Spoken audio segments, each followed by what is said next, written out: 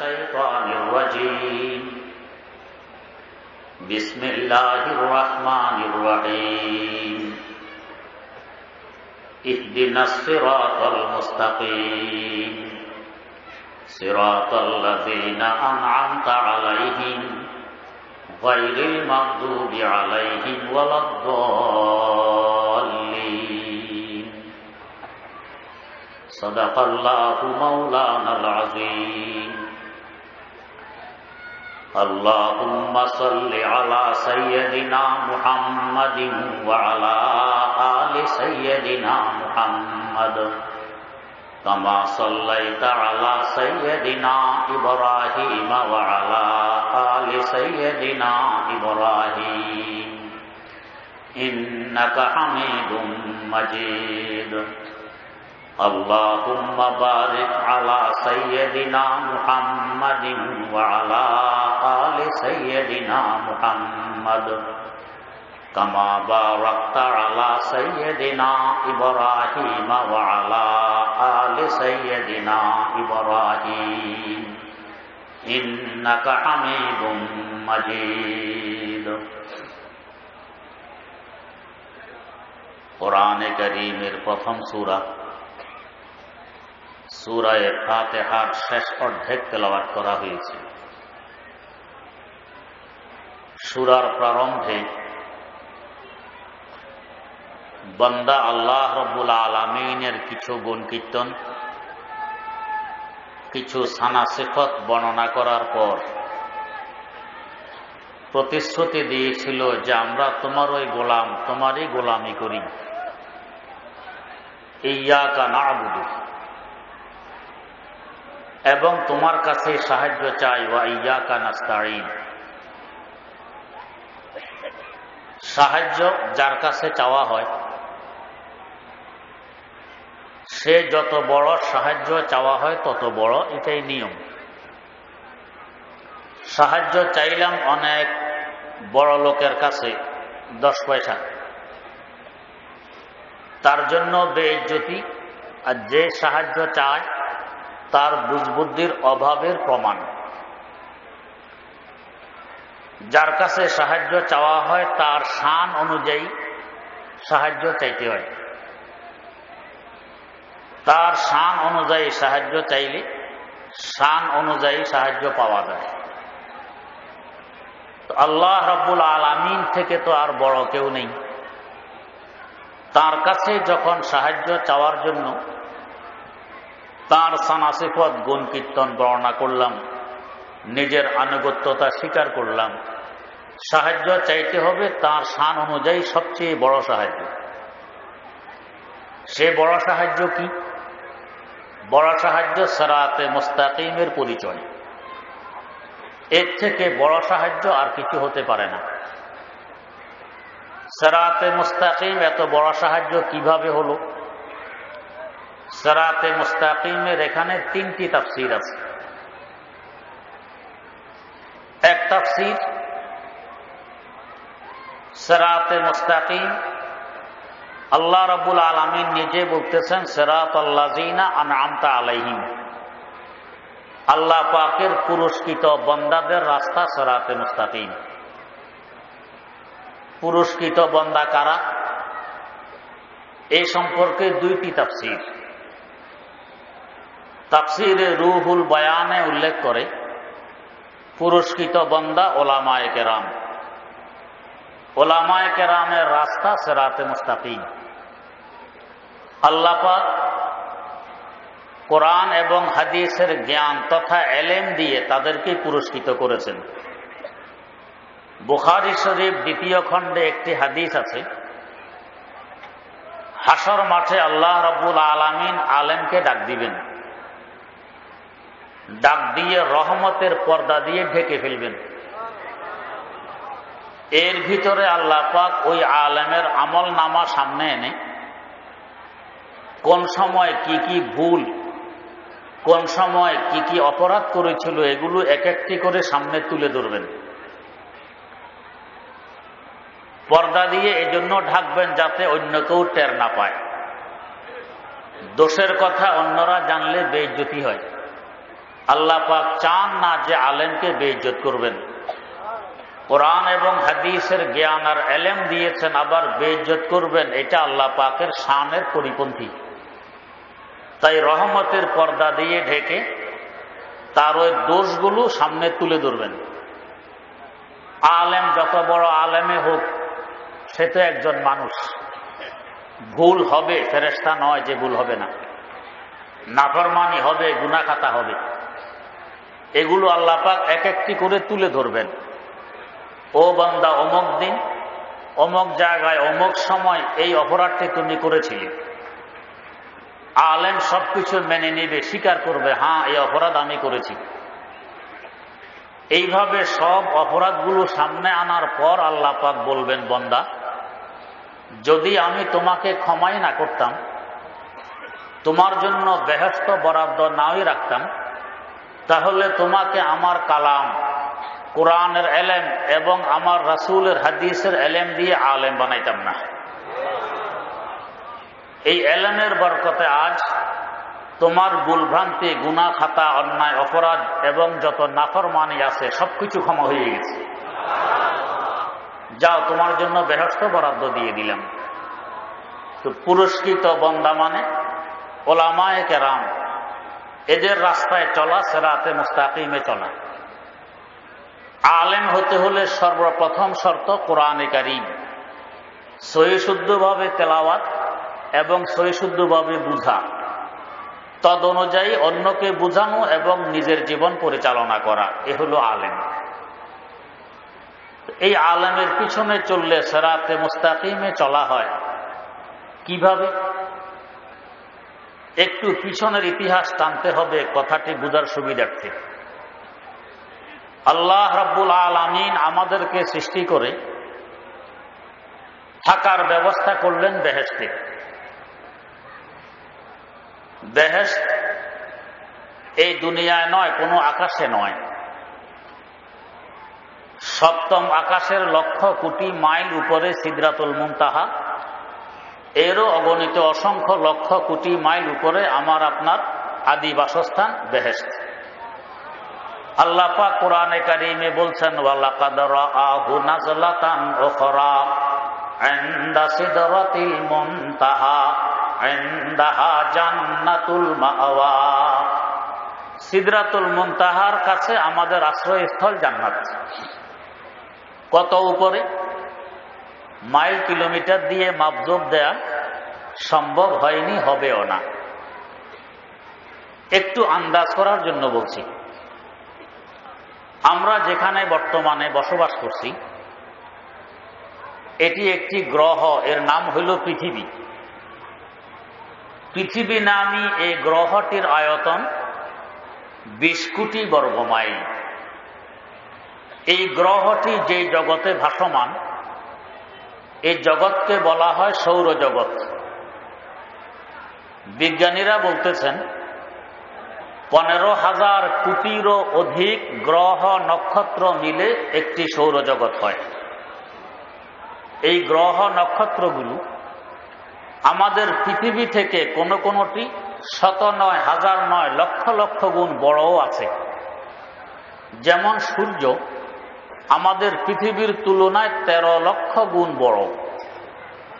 পৃথিবীর আয়তন 20 কোটি বর্গ মাইল। এই 20 কোটিকে 13 লক্ষ দিয়ে গুণ দিলে যে গুণফল হবে, এটা সূর্যের আয়তন। তাহলে সূর্যটি কত বড়? এভাবে বিরাট বিশাল 15,000 কোটিরও অধিক গ্রহ নক্ষত্র মিলে সৌরজগৎ হয়। তাও এই গ্রহ নক্ষত্রগুলো একটি আরেকটির সাথে লেগে নেই, মধ্যখানে অনেক দূরত্ব। যেমন আমাদের এই পৃথিবী নামী গ্রহের নিকটতম গ্রহ মঙ্গল গ্রহ, দূরত্ব 22 কোটি কিলোমিটার, আর বাকি গ্রহগুলো আরো দূরে। এত দূরে দূরে অবস্থান করে 15,000 কোটিরও অধিক গ্রহ নক্ষত্র মিলে সৌরজগৎ হয়। আন্দাজ করুন সৌরজগৎটি কত বড়। এত বড় সৌরজগৎ যে আল্লাহ রাব্বুল আলামিন সৃষ্টি করেছেন, তিনি কত বড়। আবার এই সৌরজগৎ যে জগতে বসবাস করে, ওই জগৎকে বলা হয় গ্যালাক্সি। 15,000 কোটিরও অধিক সৌরজগৎ মিলে একটি গ্যালাক্সি হয়। যেভাবে একটি গ্রহ থেকে আরেকটি গ্রহ লক্ষ লক্ষ মাইল দূরে অবস্থান করে, একটি সৌরজগৎ থেকে আরেকটি সৌরজগৎ এর থেকে আরো লক্ষ লক্ষ গুণ বেশি দূরে অবস্থান করে। বিজ্ঞানীরা হিসাব করে বের করেছেন, একটি সৌরজগৎ থেকে আরেকটি সৌরজগতের দূরত্ব কমপক্ষে 33 লক্ষ আলোকবর্ষ মাইল। কি অর্থ? আলো প্রতি সেকেন্ডে 1,86,000 মাইল পথ অতিক্রম করে। আলোর গতি প্রতি সেকেন্ডে 1,86,000 মাইল। এই গতিতে যদি আলো চলতে থাকে, সেকেন্ড নয়, মিনিট নয়, ঘন্টা নয়, দিন নয়, মাস নয়, বছর নয়, দীর্ঘ 33 লক্ষ বছর পর্যন্ত চলতে থাকলে যে পরিমাণ দূরে পৌঁছবে, একটি সৌরজগৎ থেকে আরেকটি সৌরজগৎ এই পরিমাণ দূরে। এত দূরে দূরে অবস্থান করে 15,000 কোটিরও অধিক সৌরজগৎ মিলে একটি গ্যালাক্সি হয়। আন্দাজ করুন গ্যালাক্সিটি কত বড়। এত বড় গ্যালাক্সি যে আল্লাহ রাব্বুল আলামিন সৃষ্টি করেছেন, তিনি কত বড়। আবার এই গ্যালাক্সি যেই জগতে ভাসমান, ওই জগৎকে বলা হয় গ্যালাক্সি গুচ্ছ। 15,000 কোটিরও অধিক গ্যালাক্সি মিলে একটি গ্যালাক্সি গুচ্ছ হয়। গ্রহের তুলনায় সৌরজগতের দূরত্ব যেভাবে লক্ষ লক্ষ গুণ বেশি, সৌরজগতের তুলনায় গ্যালাক্সির দূরত্ব আরো লক্ষ লক্ষ গুণ বেশি। এত দূরে দূরে অবস্থান করে 15,000 কোটিরও অধিক গ্যালাক্সি মিলে একটি গ্যালাক্সি গুচ্ছ হয়। আবার এই গ্যালাক্সি গুচ্ছ যেই জগতে ভাসমান, ওই জগৎকে বলা হয় মহা গ্যালাক্সি। 15,000 কোটিরও অধিক গ্যালাক্সি গুচ্ছ মিলে একটি মহা গ্যালাক্সি হয়। গ্যালাক্সি গুচ্ছগুলো গ্যালাক্সির তুলনায় আরো কোটি কোটি গুণ দূরে অবস্থান করে। আন্দাজ করুন মহা গ্যালাক্সিটি কত বড়। বিজ্ঞানীরা এ পর্যন্ত 15,000 কোটিরও অধিক মহা গ্যালাক্সি আবিষ্কার করে ফেলেছেন। এগুলো সব প্রথম আকাশের পেটের ভিতরে। এত দূর পর্যন্ত বিজ্ঞান পৌঁছার পরেও আমরা উপরের দিকে তাকাইলে নীল বর্ণের যে আকাশটি দেখতে পাই, এই আকাশটি কোথায় এর কোনো হদিস এখনো বিজ্ঞান বের করতে পারেনি। যার দরুন বিজ্ঞানীরা আকাশকে অস্বীকার করে। এরা বলে আকাশ বলতে কিছু নেই। প্রশ্ন জাগে, তাহলে নীল বর্ণের একটি ছাদ যে দেখা যায়, এটি কি? এরা জবাব দেয়, সূর্যের কিরণ যখন পৃথিবীর ধূলিকণা এবং গাছগাছালিতে পড়ে, এর একটা প্রতিচ্ছায়া উপরে ভেসে ওঠে, নীল বর্ণ ধারণ করে। এটাকে আমরা মনে করি আকাশ। আসলে আকাশ বলতে কিছু নেই। কিন্তু আমার আল্লাহ বলেন, আমি 7টি আকাশ সৃষ্টি করেছি।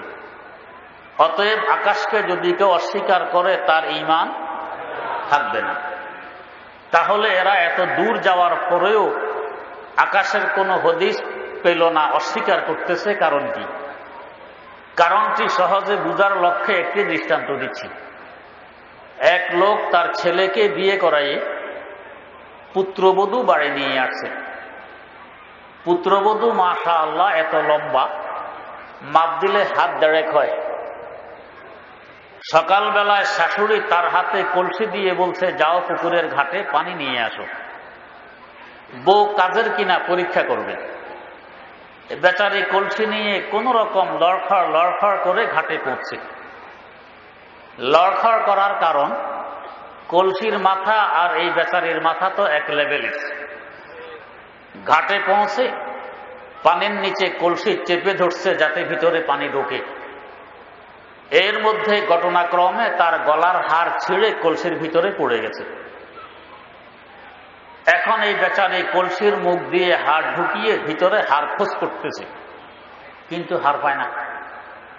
বিলম্ব দেখে শাশুড়ি আম্মা ঘর থেকে হাঁক মারছে, বৌমা এতক্ষণ পুকুরের ঘাটে কি করো? বউ জবাব দেয়, আম্মা হাড় হারিয়ে ফেলেছি, হাড় খোঁজ করি। গতকাল দিলাম হাড়, এখনই হারিয়ে ফেলেছ? এত হাজার টাকা দামের হার কোথায় হারিয়েছ? না মা, অন্য কোথাও হারাইনি, হারিয়েছি আপনাদের কলসির ভিতরে। শাশুড়ি বলছে, তাহলে এ হার খোঁজ করতে তো এতক্ষণ লাগার কথা নয়, কলসির মুখ দিয়ে হাত ঢুকাইলে তো হার পাওয়ার কথা। বউ জবাব দেয়, আম্মা কলসির মুখ দিয়ে হাত ঢুকাইলে হার পাবো কি করে, আপনাদের কলসির তো তলা নেই। শাশুড়ি আম্মা বুঝেছে বউয়ের বুঝবুদ্ধির ঠিকানা, বলছে, মা কলসির তলা আছে, তোর হাত খাটো, লাগ পাস না। তো হাত যে খাটো এটা বুঝে আসে না, উল্টা বলতেছে কলসির তলা নেই। আমাদের বিজ্ঞানী ভাইয়েরা আকাশ পর্যন্ত তাদের হাত পৌঁছেনি। যদি বলতো আমাদের বিজ্ঞানের হাত খাটো, আকাশ লাগ পাই না, তাহলে বুদ্ধির পরিচয় ঘটত। কিন্তু তা না বলে বুদ্ধির পরিচয় দিচ্ছে, আকাশ অস্বীকার করতেছে যে জগতের ছাদ নেই। এই জন্য ডক্টর ইকবাল মরহুম বলেছিলেন, হায় হাকিকত ইয়া মেরি চশমে গলত বি কা ফাসাদ, হায় হাকিকত ইয়া মেরি চশমে গলত বি কা ফাসাদ, ये जमी ये दस्त ये कोसार ये चरखे कबूत, कोई कहता है नहीं है, कोई कहता है कि है, क्या खबर है या नहीं है तेरी दुनिया का वजूद। ও আল্লাহ, আমেরিকার বিজ্ঞান দিয়ে যদি তোমার সৃষ্টি জগৎ বুঝতে চাই তো একরকম বুঝে আসে, রাশিয়ার বিজ্ঞান দিয়ে বুঝতে চাইলে আরেক রকম বুঝে আসে। বাস্তব কি কোনো সিদ্ধান্তে ইকবাল পৌঁছতে পারতেছে না। আসলে ব্যাপারটি হলো, কেউ যদি লাল রঙের চশমা চোখে দিয়ে আকাশের দিকে তাকায়, দেখা যাবে আকাশে শুধু আগুন আর আগুন। কালো রঙের চশমা দিয়ে তাকাইলে দেখবে আকাশে শুধু মেঘ।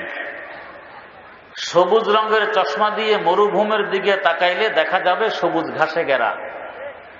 আর আমার মতো সাদা চশমা চোখে লাগাইলে দেখবে না আকাশে আগুন, না মেঘ, না মরুভূমিতে ঘাস। তো এতক্ষণ যে এগুলো দেখলো কেন? এগুলো সব চশমার গোলমাল। ঠিক তেমনি ভাবে বিজ্ঞান নামী চশমা দিয়ে যারা এই জগৎ বুঝতে চায়, বিজ্ঞানের গোলমালের কারণে এক একবার এক এক রকম দেখে। এটা বিজ্ঞান ঘুরপাক খায়। এই জন্য বুজুর্গানে দিন বলেন, ফলসফি কো বহসকে अंदर खुदा मिलता नहीं, फलसफी को बहस के अंदर खुदा मिलता नहीं, दूर को सुलझा रहा है पर सिरा मिलता नहीं। যতই বিজ্ঞানের ঘোড়া সামনে দৌড়ে ততই তারা আরো অন্ধকারে নিমজ্জিত হয়, গন্তব্যে পৌঁছতে অক্ষম। তাই ডক্টর ইকবাল মরহুম শেষমেশ নিজের হাতিয়ার ঢেলে দিলেন, আল্লাহ পাকের দরবারে একথা বলে আত্মসমর্পণ করলেন যে अब जनों से काम लूंगा मैं रहे तहकीक में, अब जनों से काम लूंगा मैं रहे तहकीक में, अक्ल के पीछे बहुत ही वक्त जाहिर हो चुका। ও আল্লাহ, জ্ঞান বিজ্ঞানের পিছনে দৌড়ে জীবনের বহু সময় বিনষ্ট করে দিয়েছি। এখন প্রতিশ্রুতি দিচ্ছি তোমার দরবারে জুনুন তথা ওহীর মাধ্যমে সিদ্ধান্তে পৌঁছার চেষ্টা করব।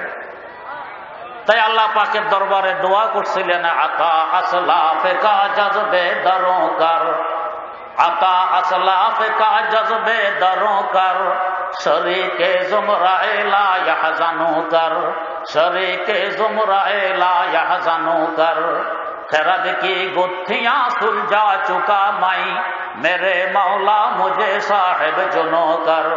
ও আল্লাহ, জ্ঞান বিজ্ঞানের উকুন বেছে নিয়েছি, কোন সিদ্ধান্তে পৌঁছতে পারিনি। ইকবাল ফরিয়াদ করছে তোমার দরবারে, এখন থেকে ইকবালের নাম ওই সমস্ত বন্দাদের দৃষ্টিভুক্ত করে দাও যাদেরকে বর্তমান যুগের কথিত বুদ্ধিজীবীরা পাগল বলে। শরীকে জুমরায়ে লা ইয়াহজানু কর, কথিত বুদ্ধিজীবীরা কোরআনওয়ালার হাদিসওয়ালাদেরকে পাগলই তো বলে। তো যদি পাগল না হইতো তাহলে কি এখনো ১,৫০০ বছরের পুরানো আলিফ বা তা সা নিয়ে বসে থাকতো কওমি মাদ্রাসায়? পাগলের জন্যই তো বসে। কিন্তু আল্লাহ রাব্বুল আলামিন মাঝে মধ্যে প্রমাণ করাইয়া দেন বাস্তবে কে পাগল আর কে বুদ্ধিমান। যার প্রমাণ গত কিছুদিন আগে রমজান থেকে এই পর্যন্ত ২টি জানাজার মধ্যে হয়ে গেছে, ৩টি জানাজায়। যারা কোরআন এবং হাদিসওয়ালাদেরকে পাগল মনে করে। এদের মধ্যে একজন বড় খ্যাতনামা বুদ্ধিজীবী হুমায়ুন মারা গেছেন কিছুদিন আগে, মারা গেলেন আমেরিকা। তার জানাজা হলো জাতীয় ঈদগাহ ময়দানে। পত্রিকায় ছবি আসছে, জানাজার ছবি। 1 থেকে 150 মানুষ হবে। 3 ভাগের 2 ভাগ মানুষের মাথায় টুপি নেই, এটা তো দেখা যায়। আর অজু কয় ভাগের নেই, এটা তো আর দেখা যায় না। এটা হলো এই বুদ্ধিজীবীর, খ্যাতনামা বুদ্ধিজীবীর জানাজার হাল হাকিকত। আর তার কয়েকদিনের মধ্যেই উস্তাদে মুহতারাম শেখুল হাদিস আল্লামা আজিজুল হক রাহিমাহুল্লাহু তাআলা, তারও জানাজা জাতি দেখেছে। অথচ মিডিয়া খামোশ, চুপচাপ। পত্র পত্রিকায় তেমন ঘোষণা নেই, রেডিও টেলিভিশনে তেমন ঘোষণা নেই, কিন্তু জাতীয় ঈদগাহ ময়দানে তিল ধরার জায়গা নেই। তাও কারা? মনে হয় যেন নূরের তৈরি ফেরেশতা বিচরণ করতেছে জাতীয় ঈদগাহ ময়দানে। কি সুন্দর দাড়ি টুপিয়ার জুব্বাওয়ালা। আর কিছুদিন আগে ওস্তাদে মুহতারাম হযরত মুফতি ফজলুল হক আমিনী রাহিমাহুল্লাহু তাআলার জানাজায় প্রমাণ করে দিয়েছে যে আসলে বুদ্ধিমান কারা আর বুদ্ধিজীবী কারা, এই 2 গ্রুপের মধ্যে পার্থক্য কেমন। তাই আমি বলে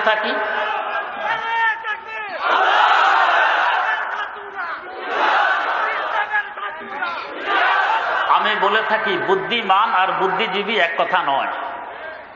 বুদ্ধিজীবী বলা হয় যারা বুদ্ধি বিক্রি করে খায়, যেমন শ্রমজীবী যে শ্রম বিক্রি করে খায়, ব্যবসাজীবী যে মাল বিক্রি করে খায়, আইনজীবী যে আইন বিক্রি করে খায়।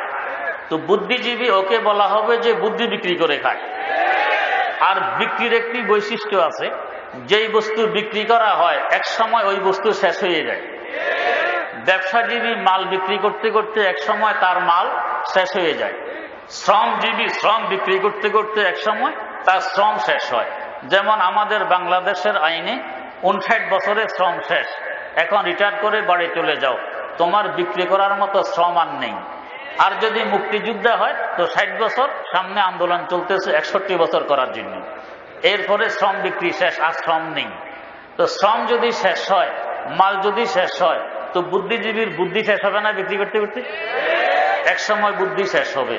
যার বুদ্ধি শেষ আর বুদ্ধি নেই ভিতরে, এই লোকটাকে আপনারা কি বলবেন? এই লোকটাকে বলবেন পাগল, বলবেন আহমক, বলবেন বেওকুফ, বলবেন বুদ্ধিহীন, বলবেন বুঝবুদ্ধির অভাব। যাই বলবেন তাও কম হবে। তাই দেখা গেছে বুদ্ধিজীবী হতে হলে প্রথম কাজ কি করে? ইসলামের বিরুদ্ধে, কোরআনের বিরুদ্ধে 2-4টি কথা ছেড়ে দেয়। বাস, এটা বুদ্ধিজীবী হওয়ার পরিচয়। যে আমার তো বুঝবুদ্ধি বিক্রি করতে করতে শেষ হয়ে গেছে, এখন পাগলামি করা ছাড়া তো আর গতি নেই, তাই কোরআন হাদিসের বিরুদ্ধে না। যাই হোক, তো বলতেছিলাম ডক্টর ইকবাল মরহুম শেষমেশ একথা আল্লাহ পাকের দরবারে দোয়া করলেন যে আল্লাহ, আমার নামটি ওই সমস্ত বন্দাদের লিস্টিভুক্ত করে দাও যাদেরকে কথিত বুদ্ধিজীবীরা পাগল বলে। আন্দাজ করতে পারলাম আকাশটি কত উপরে। আরেকভাবেও আন্দাজ করতে পারি, আমরা রাতের অন্ধকারে উপরের দিকে তাকাইলে অসংখ্য অগণিত তারকা দেখতে পাই। এই তারকাগুলোর আলো চতুর্দিকে ধেয়ে চলছে অহরহ, প্রতি সেকেন্ডে 1,86,000 মাইল গতিতে। বিজ্ঞানীরাই বলছেন এখনো মহাশূন্যে এমন বহু তারকা রয়ে গেছে, সৃষ্টির পর থেকে তার আলো চতুর্দিকে ধেয়ে চলছে, আমাদের দিকেও আসতেছে প্রতি সেকেন্ডে 1,86,000 মাইল গতিতে। তারপরও আজ পর্যন্ত আমাদের কাছে এগুলোর আলো এসে পৌঁছতে পারেনি। কত উপরে এই তারকাগুলো! এর থেকেও অসংখ্য অগণিত লক্ষ কোটি মাইল উপরে প্রথম আকাশ। আন্দাজ করুন কত উপরে আকাশটি। তিরমিজি শরীফে হাদিস আছে, আমাদের জমিন থেকে আকাশের দূরত্ব যেই পরিমাণ, আকাশটি মোটাও এই পরিমাণ। তার মানে আমাদের জমিন থেকে আকাশের পেট যেই পরিমাণ দূরত্বে, আকাশের পিঠ এর থেকে দ্বিগুণ দূরত্বে। আবার এই পরিমাণ জায়গা ফাঁকা, তারপর দ্বিতীয় আকাশ, ওই আকাশটিও ফাঁকা পরিমাণ মোটা। এভাবে তৃতীয় আকাশ, চতুর্থ আকাশ, পঞ্চম আকাশ, ষষ্ঠ আকাশ, সপ্তম আকাশ, এরও অগণিত লক্ষ কোটি মাইল উপরে সিদরাতুল মুনতাহা। আর এরও অগণিত লক্ষ কোটি মাইল উপরে আমার আপনার আদি বাসস্থান জান্নাতুল মাওয়া। ওয়ালাকাদ রাআহু নাযলাতান উখরা ইনদা সিদরাতিল মুনতাহা ইনদাহা জান্নাতুল মাওয়া। তাফসিরে মাআরিফুল কোরআনে উল্লেখ আছে, আমাদের বেহেশতের ছাদ এবং আরশে মুআল্লার তলা এক। দোতলা বিল্ডিং এর নিচের তালার ছাদ এবং উপরের তালার তলা এক থাকে। আমাদের বেহেশতের ছাদ আর আরশে মুআল্লার তলা এক। আন্দাজ করুন কত উপরে। কোন কারণবশত সেখান থেকে নেমে পড়েছি। আল্লাহ পাকও আদেশ দিয়া দিলেন, কুলনা হাবিতু মিনহা জামিআ, সকলে নেমে পড়ো বেহেশত থেকে। এই নেমে পড়ো একথা থেকে বুঝলাম বেহেশত উপরে, আমরা চলে আসছি নিচে। কারণ উপর থেকে নিচে নামে আর নিচ থেকে উপরে ওঠে। আরবিতে নামাকে বলে হবুত আর উঠাকে বলে সউদ। আল্লাহ পাক বললেন ইহবিতু, আদেশবাচক শব্দ, নেমে পড়ো। বোঝা গেছে উপরে ছিলাম, বেহেশত উপরে, আসলাম নিচে। কত নিচে আসলাম? যেই পরিমাণ উপর ওই পরিমাণ নিচ। একজন 10 হাত উপরে উঠছে, নিচে নামছে, আর একজন 20 হাত উপরে উঠে নিচে নামলো। কে বেশি নিচে নামলো? যে 20 হাত উপরে উঠেছে সে বেশি নিচে নেমেছে। তো যে পরিমাণ উপরে আমাদের বাসস্থান ছিল ওই পরিমাণ নিচে। এত নিচ, যত নিচে যাবেন তত দেখবেন অন্ধকার, যত উপরে যাবেন তত আলো। আমরা এত নিচে চলে আসলাম, চন্দ্র এবং সূর্য নামে দুইটি লাইট যদি না থাকতো তাহলে কি পরিমাণ অন্ধকারে নিমজ্জিত থাকতাম। অমাবস্যা রাতে চন্দ্র আপন জায়গায় আছে, সূর্য আপন জায়গায় আছে, পৃথিবী নামে গ্রহ থেকে একটু দূরে। এই একটু দূরে হওয়ার কারণে এই পরিমাণ অন্ধকার ছেয়ে যায়, চোখের সামনে হাত খুললে হাত দেখা যায় না। আর যদি মোটেও না থাকতো কি পরিমাণ অন্ধকার ছেয়ে যেত। এই অন্ধকারে চলে আসলাম যেন একেবারে কুয়ার তলায়। আবার আমাদেরকে কুয়ার উপরে উঠতে হবে।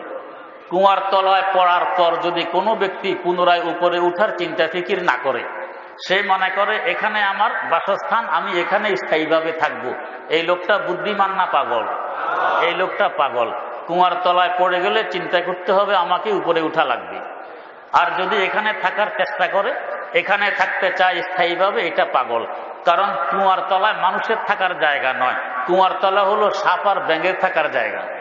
এই জন্য বুজুর্গানে দিন বলেন, মাহবাজে দিলে খোদে সাজো হামা নকশে আদম রা, মাহবাজে দিলে খোদে সাজো হামা নকশে আদম রা, মঞ্জিল গাহে আগিয়ার মাকুন ফরশে হারম রা, सरमाया उक़बा बकफा वर के माबादा तकदीरों का शद बरसा रहते गे डूबे दमरा, तकदीरों का शद बरसा रहते गे डूबे दमरा। তো দেখো কুয়ার তলা তোমার থাকার জায়গা নয়, সাপার ব্যাঙের থাকার জায়গা। এখানে থাকার চিন্তা ফিকির বাদ দিয়ে দাও, উঠার চিন্তা করো। কিন্তু কুয়ার তলার লোকটা সারা জিন্দেগি যদি চিন্তা করতে থাকে উঠার, তার দ্বারা কি উপরে উঠা সম্ভব হবে? হবে না। কুয়ার তলার লোকটিকে উপরে উঠতে হলে কমপক্ষে 4টি শর্ত পূরণ হইতে হবে। 1 নম্বর শর্ত, যে কুয়ার উপরে আছে সে যদি দয়া মায়া করে একটি রশি কুয়ার তলার দিকে ছেড়ে দেয়। 2 নম্বর শর্ত, যে তলায় পড়ে গেছে সে যদি রশিটি মজবুত করে আঁকড়িয়ে ধরে। 3 নম্বর শর্ত, উপরওয়ালা আবার দয়া মায়া করে যদি রশিটি টেনে উপরে তুলে নেয়। 4 নম্বর শর্ত, রশিটি শক্ত এবং মজবুত হইতে হবে। এই 4টি শর্তের যে কোনো একটি শর্ত যদি অনুপস্থিত থাকে, কুয়ার তলার লোকটির জন্য উপরে উঠা সম্ভব হবে না। উপর থেকে কেউ রশি ছাড়লো না, এই লোকটি সারা জীবন চিন্তা করলে, চেষ্টা করলে উঠতে পারবে না। রশি ছেড়েছে কিন্তু লোকটি ধরল না, তার পক্ষেও উঠা সম্ভব হবে না। রশি ধরেছে কিন্তু উপরওয়ালা টানলো না, তারপরে উঠা সম্ভব হবে না। উপরওয়ালা টেনেছে কিন্তু রশিটি দুর্বল, আধা পথে উঠার পর আবার ছিঁড়ে পড়ে গেছে। আছে হায়াত, আছে জীবন, শেষ হবে। তো 4টি শর্ত পাওয়া গেলে কুয়ার তলা থেকে উপরে উঠা সম্ভব। আল্লাহ রাব্বুল আলামিন দয়া মায়া করে আমাদেরকে জানায় দিলেন, বান্দা নিজ কর্মদোষে উপর থেকে নিচে পড়ে গেছো, বেহেশত থেকে কুয়ার তলায় পড়ে গেছো, তোমাকে আবার উঠতে হবে। শর্ত তো 4টি পূরণ করলে উঠা যাবে। যাও দয়া মায়া করে 3টি শর্ত আমি পূরণ করব। তুমি যদি একটি শর্ত পূরণ করতে পারো, আমি খোদা দয়া করে টেনে তোমাকে আবার তোমার বাপের বাড়ি বেহেশতে পৌঁছাই দেব।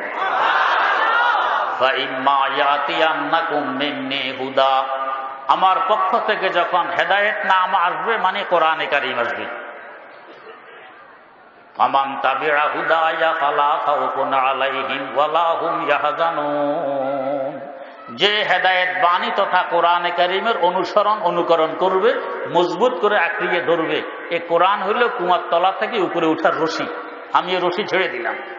আলা ইন্না হাবলাল্লাহি হুয়াল কোরআন। আল্লাহর রশি হইল কোরআন। এটা ছিঁড়ার কোনো কল্পনাও করা যায় না। মজবুত রশি। তিনি রহমানুর রহিম, দয়া করে ছেড়ে দিয়েছেন কুয়ার তলায় আমাদেরকে উঠার জন্য। দয়া করে আবার টানবেন। শুধু আমাদেরকে শর্ত পূরণ করতে হবে, মজবুত করে ধরে রাখতে হবে। অতএব এই কোরআন ধরে রাখা, এটা হলো সিরাতে মুস্তাকিম। কোরআন ধরে রাখতে পারলে আমি আবার এই রাস্তায় চলে বাপের বাড়ি, আমার আদি বাসস্থান বেহেশতে পৌঁছতে পারবো। আর যদি কোরআন না ধরি তাহলে সিরাতে মুস্তাকিমে আসা হইল না, বাপের বাড়ি পৌঁছা আমার পক্ষে আর সম্ভব হবে না। ইহদিনাস সিরাতাল মুস্তাকিম। এবং তার পাশাপাশি আল্লাহ পাক একথাও জানায় দিলেন যে দেখো, কুয়ার তলার বৈশিষ্ট্য হইল কুয়ার তলা থাকে অন্ধকার, ভয়ের জায়গা। মানুষ আলোর মধ্যে ভয় পায় না, অন্ধকারে ভয় পায়, অন্ধকারে আলোতে ভয় পায় না। তো কুয়ার তলা হইল অন্ধকার, ভয়ের জায়গা। আমার আল্লাহ বলেন দেখো, যে রশি আমি তোমাদের কাছে ছেড়ে দিয়েছি, আমার রশি শুধু রশি নয়, আমার রশি উজ্জ্বলতম আলোকময় রশি। লাকাদ জাআকুম মিনাল্লাহি নূরুন ওয়া কিতাবুম মুবিন। আমার পক্ষকে তোমাদের কাছে আলোকময় একটি স্পষ্ট কিতাব এসে গেছে। এই কিতাব হলো জ্যোতিময়। এই কিতাব যদি আঁকড়িয়ে ধরতে পারো, কুয়ার তলার অন্ধকার থাকবে না। কি পরিমাণ জ্যোতি! আমার দাদা ওস্তাদ মুহাদ্দিসুল আসর শাহ আনোয়ার কাশ্মীরি রহমতুল্লাহ আলাইহি বলতেছেন কোরআনের জ্যোতি সম্পর্কে। তার ভাষায় তিনি বলতেছেন, নজমে নজমশে দরবরাত হাসতে বরতর জাফতাব। নজমে নজমশে দরবরাত হাসতে বরতর জাফতাব। হরফে হরফে উশিফা হস্ত হুদা বাহারে রশিদ। পুরা কালামে পাকের নূর আর জ্যোতির কথা ভিন্ন। এক একটি অক্ষরের জ্যোতি এই পরিমাণ, এটা যদি প্রকাশ পাইত তো বিশাল সূর্যকে অন্ধকার মনে হইত। আমরা দেখি না, ওনারা দেখে।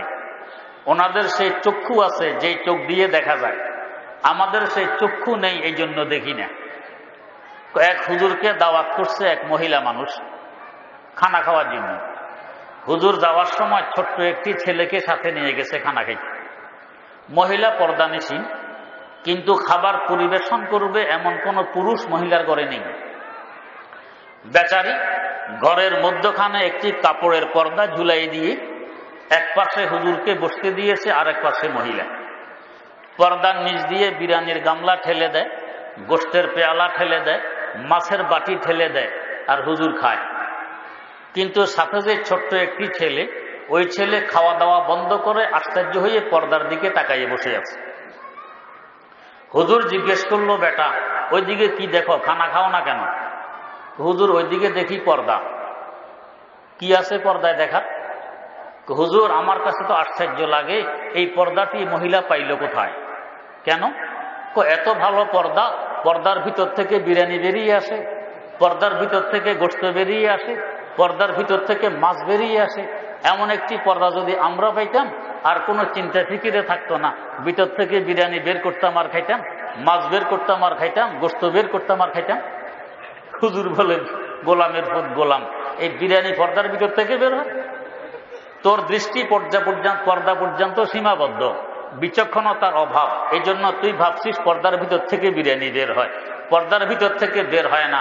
পর্দার ওই পাশে একজন মানুষ বসা আছে, সে ঠেলে দিতেছে। ওই যদি ঠেলে না দিত, পর্দার বাপের ক্ষমতা নেই বিরিয়ানি বের করার। তো হুজুরের বিচক্ষণতা আছে, পর্দার হেদিক পর্যন্ত বোঝে। এই জন্য উনি জানেন যে একজন মানুষ ঠেলে দিতেছে, আর বাচ্চার বিচক্ষণতার অভাবের কারণে সে মনে করে পর্দায় দিতেছে। ঠিক তেমনি ভাবে যাদের ওই দূরদর্শিতা আছে, তারা দেখে কোরআনের আলোয়ার জ্যোতি কেমন। আমাদের ওই দূরদর্শিতা নেই, ওই চক্ষু নেই, এই জন্য আমরা উপলব্ধি করতে পারি না। আমার দাদা ওস্তাদ মুজাহিদে আজম হযরত মাওলানা শামসুল হক ফরিদপুরি রহমতুল্লাহ আলাইহি একদিন চক্ষু বন্ধ করে আল্লাহর জিকিরে আর ধ্যানে মগ্ন। এই অবস্থায় এক লোক এসে সালাম দিল। চক্ষু খুলে বললেন, আফসোস, এই মুহূর্তে আমার আল্লাহ আরশে মুআল্লার চতুর্দিকে ফেরেশতারা কিভাবে তাওয়াফরত অবস্থায় তাসবিহ পড়ে, ওই দৃশ্য আমাকে দেখাইতেছিলেন। তুমি আসার কারণে বন্ধ হয়ে গেছে, ডিস্টার্ব করলা। তো তো জিকির করতেছে জমিনে চক্ষু বন্ধ, কিন্তু দেখতেছেন আরশে মোল্লার পাশের ফেরেশতাদের তসবিরত অবস্থার দৃশ্য। তো আল্লাহ রাব্বুল আলামিন কিছু বান্দাদেরকে দিব্যি চক্ষু খুলে দেন, এরা জমিনে বসে অনেক কিছু দেখতে পায়। আমাদের বাংলাদেশে দ্বিতীয় বৃহত্তম মাদ্রাসা জামিয়া ইসলামিয়া পটিয়া চিটাগাং, এই পটিয়া মাদ্রাসার একজন মুহতামিম ছিলেন হযরত হাজী ইউনুস সাহেব রহমতুল্লাহ আলাইহি।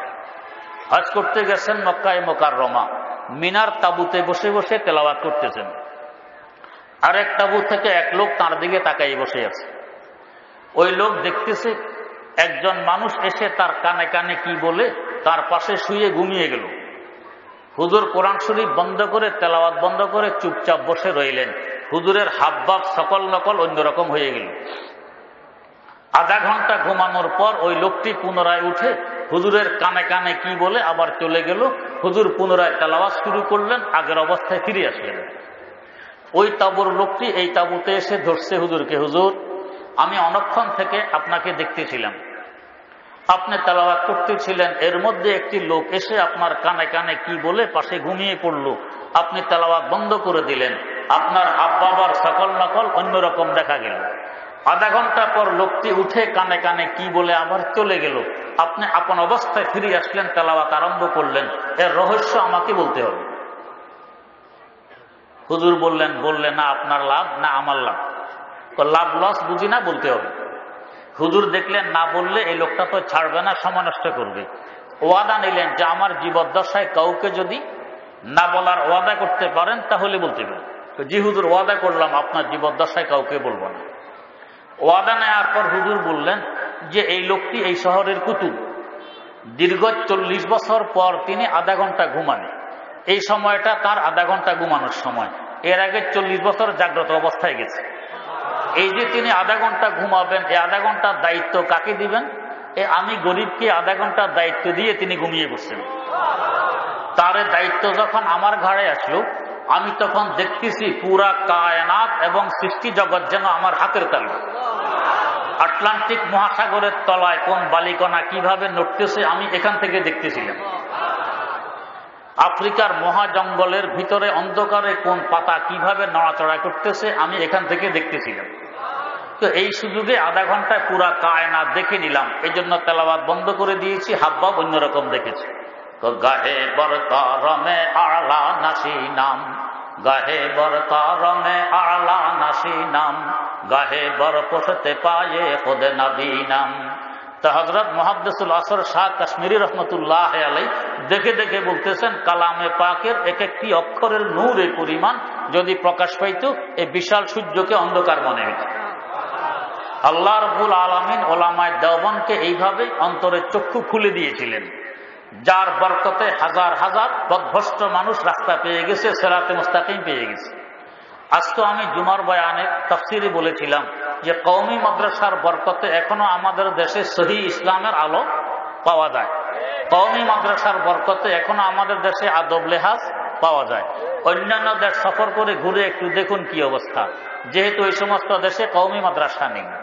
আল্লাহ রাব্বুল আলামিন ওলামায়ে কেরামকে এমন বৈশিষ্ট্য দান করেছিলেন, ওয়াজ করা লাগতো না, দাওয়াত দেওয়া লাগতো না, তাদের চেহারা দেখাই হেদায়েতের জন্য যথেষ্ট হইত।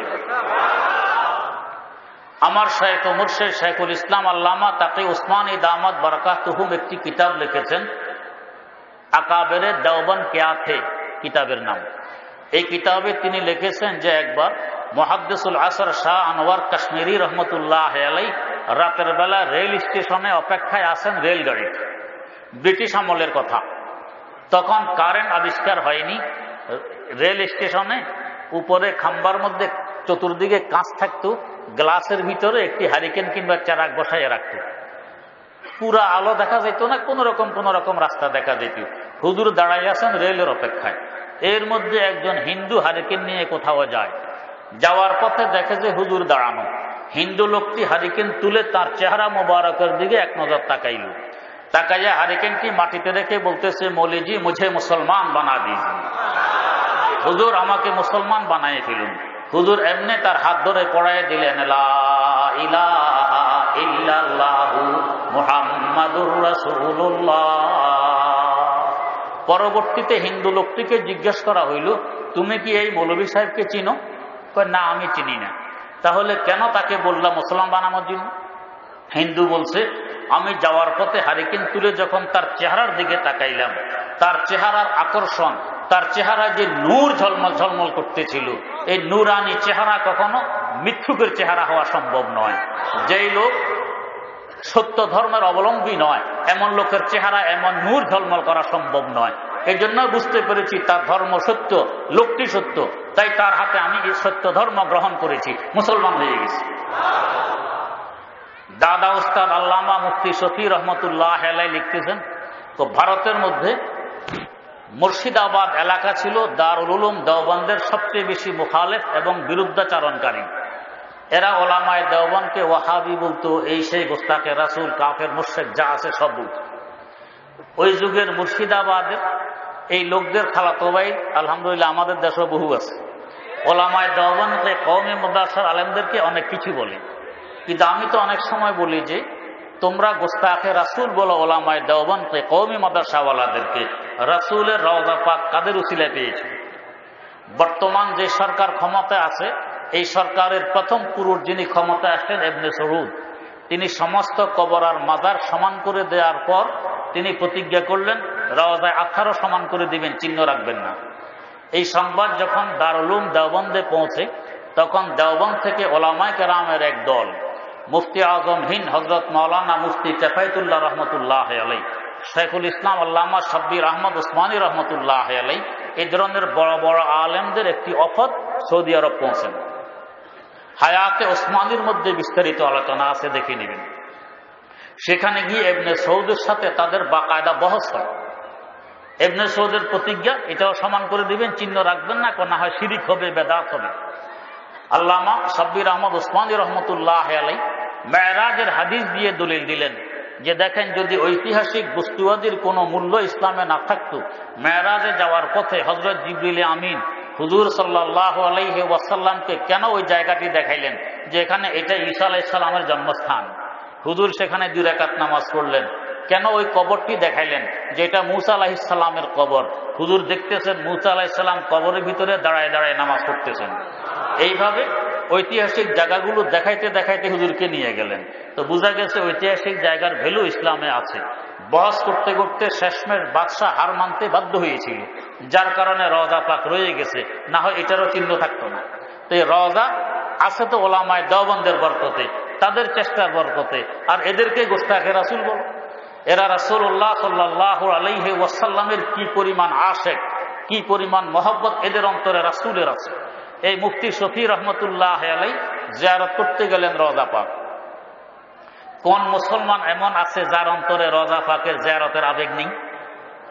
আল্লাহু আকবার। সকলের অন্তরের ডাক তো এই হওয়া চাই যে শৌকে আতিশ সে তড়পতা হুঁ সদা मैं बेकरार, शौक़े आतिश से तड़पता हूँ सदा मैं बेकरार, हाज़िरी शहरे मदीना कब नसीबे हो मुझे, गुम्बदे खजरा दिखा दे रौज़ाए अतहर मुझे, दरमियाने कब्र मिंबर गिड़गिड़ाने दे मुझे, रौज़ाए अक़दस दिखा कर इश्क़ में दीवानावार, मिस्ले बू बकर उमर उस्मान अली या रब मुझे।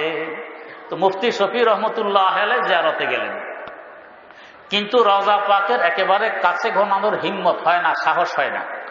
একটু দূরে দাঁড়াইয়ে সালাত ও সালাম পেশ করেন। ওনার হিম্মত হয় না, সাহস হয় না। আমরা তো পারলে গ্রিল ভেঙে ভেতরে ঢুকার চেষ্টা করি। কারণ কি? এই দরবারের কি গুরুত্ব, কি ফজিলত, এটা আমাদের অন্তরে নেই, ওনাদের অন্তরে ছিল। এই জন্য আদব এহতরামের কারণে দূরে থাকেন।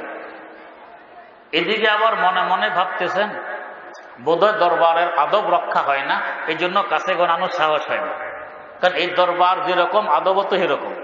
মুহাদ্দিসুল আসর দাদা উস্তাদ শাহ আনোয়ার কাশ্মীরি রহমতুল্লাহ আলাইহি এই দরবারের আদব সম্পর্কে বলতেছেন, পাকিজা তারাজ আরশে বরি জান্নাত ও আখলাক, पाकीज़ा तरज़ अर्श बरी जन्नत अफलाक, आराम गाहे पाक रसूल अरबी है, ऐसा एरे बैते नबवी याद रहे ये, बेकार दया जम्बिश लब्बे अदबी है, आहिस्ता कदम पुस्त निगाह पुस्ते सदा हो, खाबीदा यहाँ रूह रसूल अरबी है, खाबीदा यहाँ रूह रसूल अरबी है।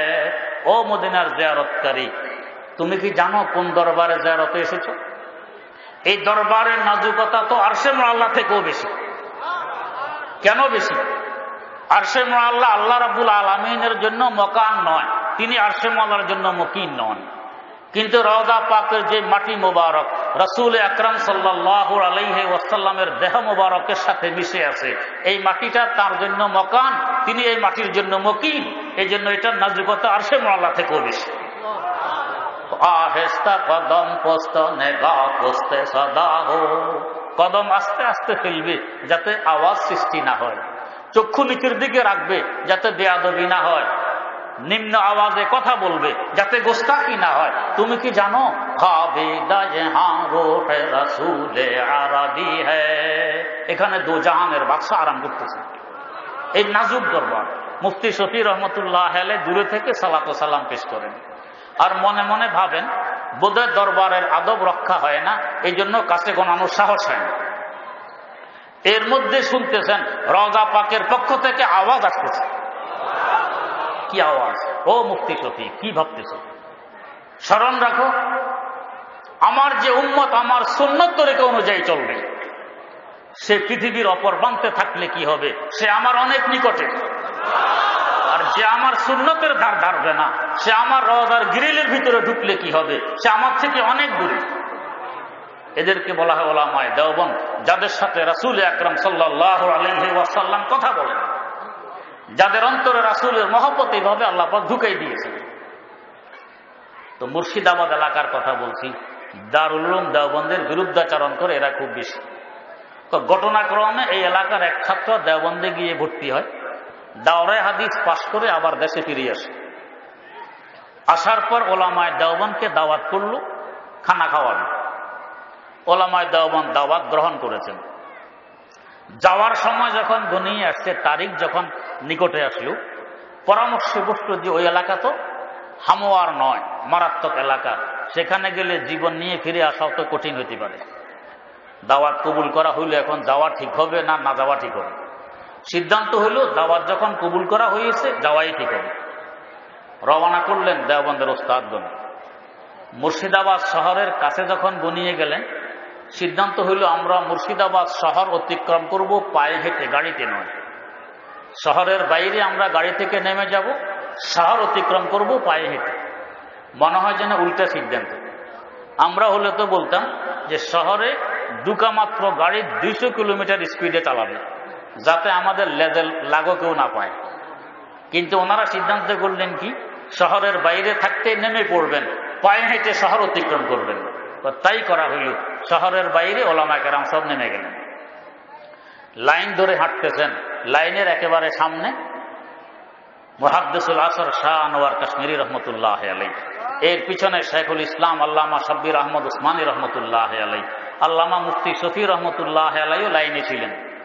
তিনি লিখতেছেন, যখন আমরা শহর অতিক্রম করতেছিলাম, দোকানদার বেচা বিক্রি বন্ধ করে আমাদের দিকে তাকাইয়াছে, খরিদ্দার খরিদ বন্ধ করে আমাদের দিকে তাকাইয়াছে, এবং বলা বলি করতে নিজ কানে আমরা শুনতেছিলাম যে यही वो लोग हैं जिन्हें हम काफिर कहते हैं, अगर ये लोग काफिर हैं तो मुसलमान कौन होंगे? এরাই ওই সমস্ত মানুষ যাদেরকে আমরা কাফের বলি, এরা যদি কাফের হয় মুসলমান কারা হবে? এইভাবে তারা বলা বলি করতেছে। আমরা শহর অতিক্রম করে গেলাম, দাওয়াত খেয়ে ফিরে আসলাম দেওবন্দে। এরপর থেকে পুরা ভারত থেকে যে পরিমাণ চাঁদা দেওবন্দে না আসতো, একা মুর্শিদাবাদ থেকে তার থেকে অধিক চাঁদা আসা আরম্ভ হয়ে গেছে। ওনারা ওয়াজ মাহফিল করেননি, দাওয়াত দেননি, শুধু চেহারা দেখা যথেষ্ট ছিল। আল্লাহ রাব্বুল আলামিন হেদায়েতের ফয়সালা করে দিয়েছেন। এদেরকে বলা হয় ওলামায়ে দেওবন্দ, এদেরকে বলা হয় কওমি মাদ্রাসাওয়ালা। এদের চেহারা হেদায়েতের জন্য যথেষ্ট হয়। যাই হোক, তো বলতেছিলাম শাহ আনোয়ার কাশ্মীরি রহমতুল্লাহ আলাইহি দেখে দেখে বলতেছেন কোরআনের এক একটি অক্ষরের আলো কেমন। নজমে নজমশ দরবরাত হাসতে বরতর জাফতাব, হরফে হরফে উশিফা হাসতো খুদা বাহারে রশি। তাহলে আমরা দেখি না কেন? দেখি না দুই কারণে। এক কারণ হলো দেখার চোখ নেই, এই জন্য দেখিনি। আরেক কারণ, আল্লাহ পাক নিয়ন্ত্রণ করে আমাদের কাছে পাঠাইয়েছেন, এই জন্য আমরা উপলব্ধি করতে পারিনি। কিভাবে নিয়ন্ত্রণ করলেন? কোরআনে কারীম আল্লাহ পাকের কালাম। কালাম মানে কথা। পুরা কোরআন আল্লাহ পাকের কথা। কথার বাড়ি কই? কথা কোথায় থাকে? অন্তরের ভিতরে।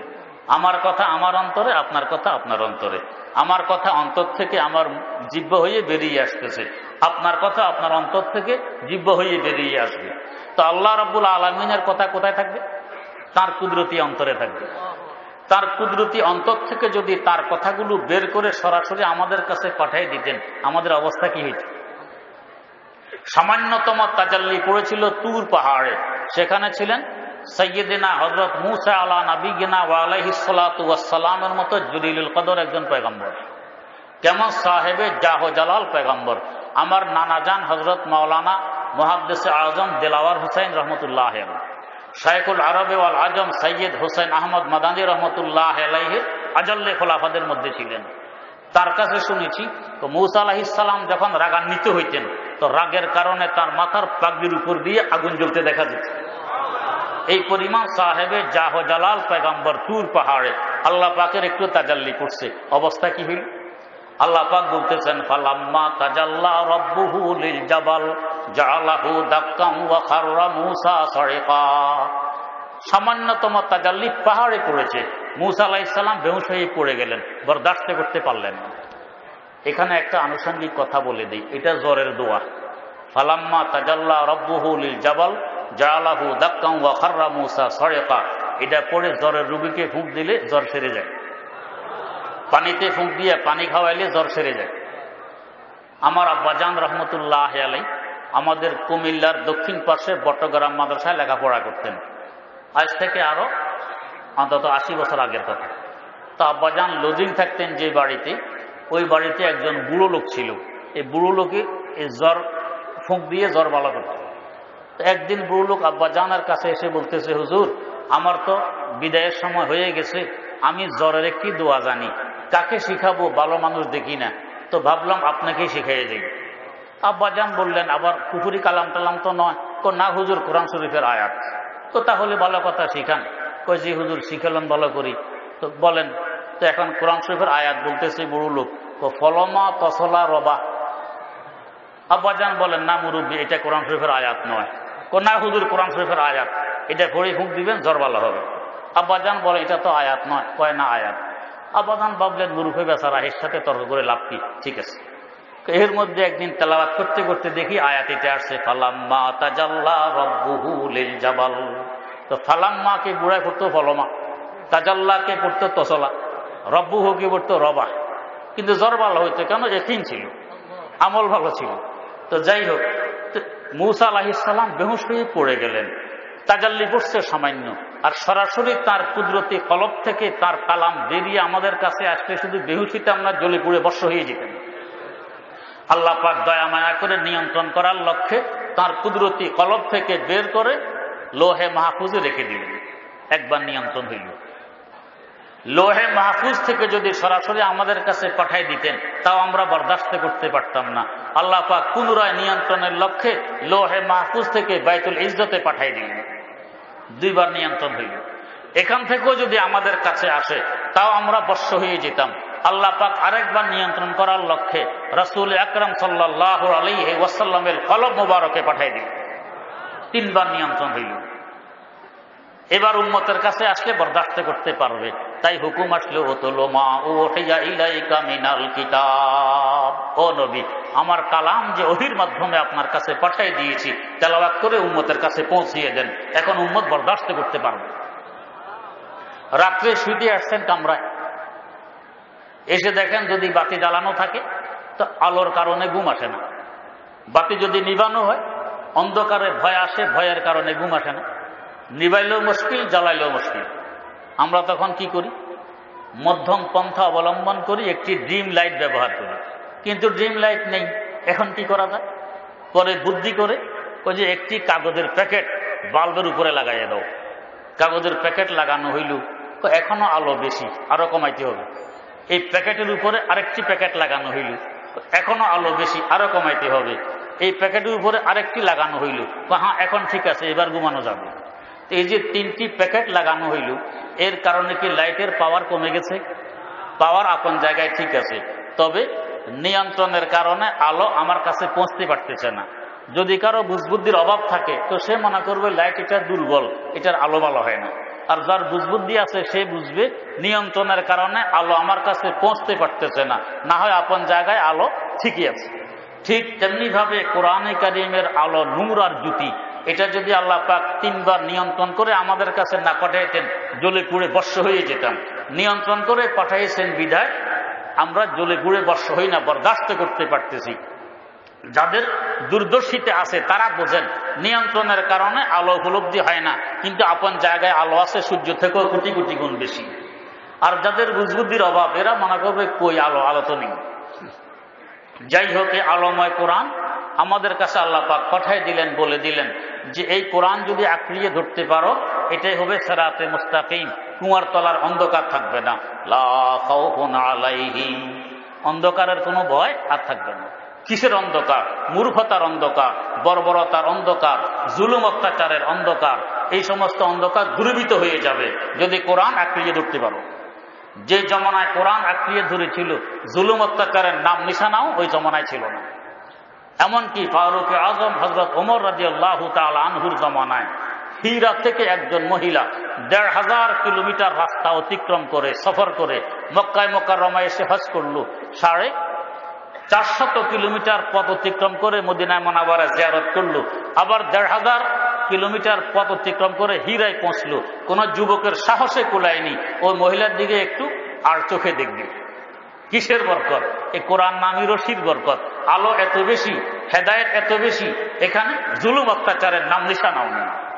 আজ সেই কোরআন থেকে দূরে সরে পড়ার কারণে আজ আমরা সব জুলুমের শিকার, অত্যাচারের শিকার, মূর্খতার শিকার, বর্বরতার শিকার। বরং যেই বস্তু বাস্তবে মূর্খতা ওইটাকে মনে করি আমরা শিক্ষা, আর যেটা বাস্তবে শিক্ষা এটাকে মনে করতেছি মূর্খতা। তো কোরআনের এই আলোকময় রশি মজবুত করে ধরলে অন্ধকার থাকবে না। পাশাপাশি আল্লাহ বলতেছেন ওয়ালা হুম ইয়াহজানুন, ভয়ভীতিও থাকবে না। এই রশি মজবুত করে ধরে বসে থাকো, আমি আল্লাহ তোমাকে টেনে তোমার বাপের বাড়ি, তোমার আদি বাসস্থান বেহেশতে পৌঁছাই দেব, তোমার এত চিন্তা ফিকির লাগবে না।